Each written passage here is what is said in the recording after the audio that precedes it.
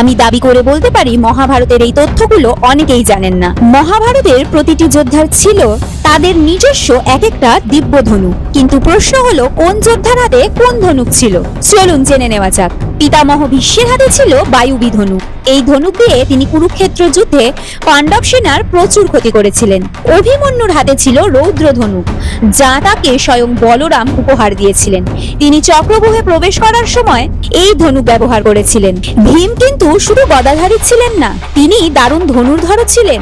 তার হাতে ছিল বায়ব্য ধনুক, যা যুদ্ধক্ষেত্রে বজ্রের মতো গর্জন করত।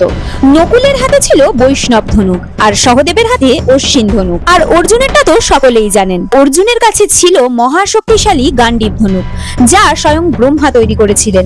এর বিশেষত্ব ছিল এতে তীর কখনোই ফুরিয়ে যেত না। এখন প্রশ্ন হলো কর্ণের ধনুকের নাম কি?